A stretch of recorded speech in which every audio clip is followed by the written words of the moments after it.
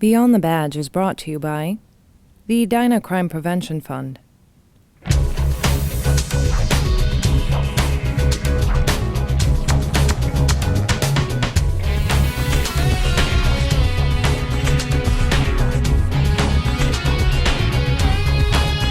Welcome to Beyond the Badge, a program about the inner workings of the Edina Police and Fire Departments. Thanks for joining us. I'm Officer Brian Hubbard. The Edina Police Department has lost its second canine. Kodiak died on March 7th at age 14. Canine Kodiak served the Edina Police Department for 8 years, retiring in 2010. Born in the Czech Republic on April 3, 2000, he was imported to America for a career in law enforcement. Kodiak was certified in patrol and narcotic detection and honored the department by twice competing in the National Detector dog trials. Kodiak logged 841 narcotic searches and 197 missing person searches during his time on the job. Of all the dogs in our class, it's like going into a workplace. They all have different personalities and strengths and weaknesses. He loved to track, and he loved, getting on the scent of a bad guy or a missing person and putting his nose to the ground and staying on task. Once we were done, he'd go back to, give me a tennis ball, I want to play, and I just want to be a dog again. The police department's canine program had been dormant since the early 1970s when the city's first canine unit took a job with Minneapolis. With the help of an anonymous donor, Rafadal and Kodiak breathed new life into the local program. Kodiak had that rare personality where he was not only a great canine detector, but he was also great with people. He could do public demonstrations. He was great at home with the family. Kodiak's legacy continues. The canine unit includes Officer Mike Seeger and Diesel and Officer Jason Bear and Blade. Like Kodiak, both German Shepherd dogs were imported from Europe to join their handlers. Support of the canine unit has proved invaluable in tracking suspects, finding missing persons, and locating narcotics. Canine officers are funded solely by private contributions made to the Edina Crime Prevention Fund. Kodiak was instrumental in demonstrating the importance of the canine program and will be greatly missed. A fitting way to honor Kodiak's legacy, the City of Edina is honored to partner with the Minneapolis-St. Paul International Airport Police Department to host the 2014 National Detector Dog Trials this May. The Detector Trials bring together the canine cream of the crop, allowing police judges to evaluate the abilities of law enforcement dogs from all over the country.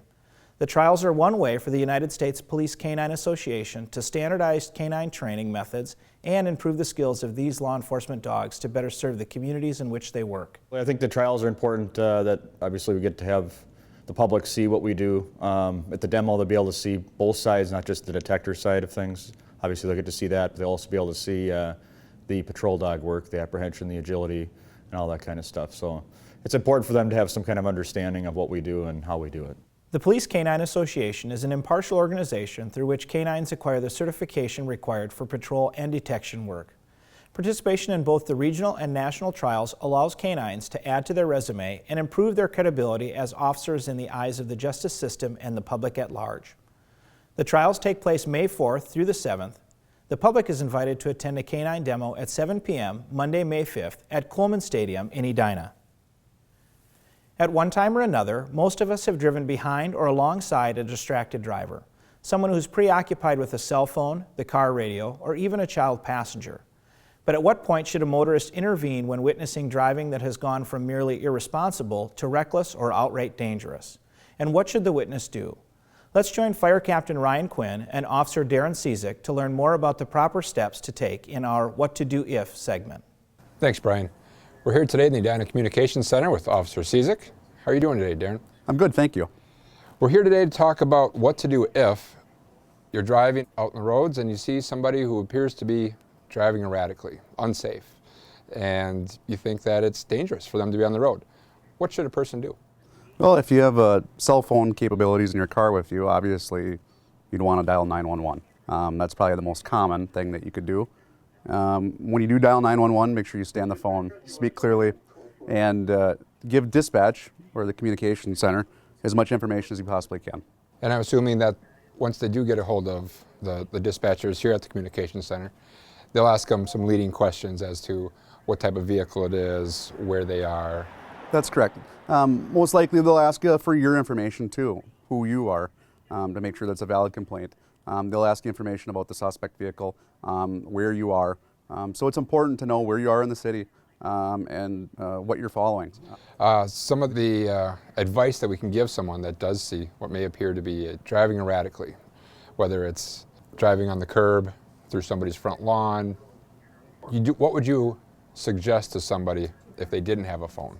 Well, obviously, use common sense first and foremost. Don't get involved with their antics as well. We recommend not following them if you don't have to. What I would do is I would go home and phone the police when I do get home. That way an officer can follow up at a later time if they have to. Can you give me some examples of unsafe driving that would warrant a call to 911? Absolutely. If you ever witness somebody driving down the wrong way, that's a very easy one. Any person that crosses over a center line that is driving down the wrong way of a one-way road, that would definitely warrant a cell phone call or a phone call to the communication center. Real obvious one is if you see that vehicle strike a moving or a fixed object, whether it's a parked car, a light pole, anything else on the street, that's another good time to probably dial 911. That's great advice. So if somebody changes lanes without using a blinker, maybe we can just chalk that one up to defensive driving and be aware of your surroundings so there isn't an issue. Right. Understand that the communication center is a very busy place.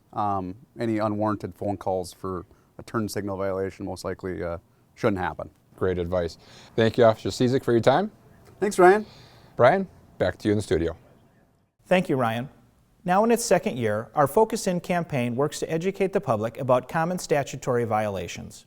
With what is likely to be a damp and rainy month ahead of us, the Edina Police Department reminds drivers to turn on their headlights when weather conditions reduce visibility.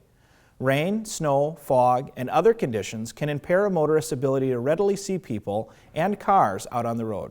Remembering to turn on your headlights ensures a safer driving environment for us all. On behalf of my co-host, Fire Captain Ryan Quinn, and the City of Edina's Public Safety Team, thanks for tuning in to learn a little bit more of what goes on beyond the badge. Until next time, stay safe.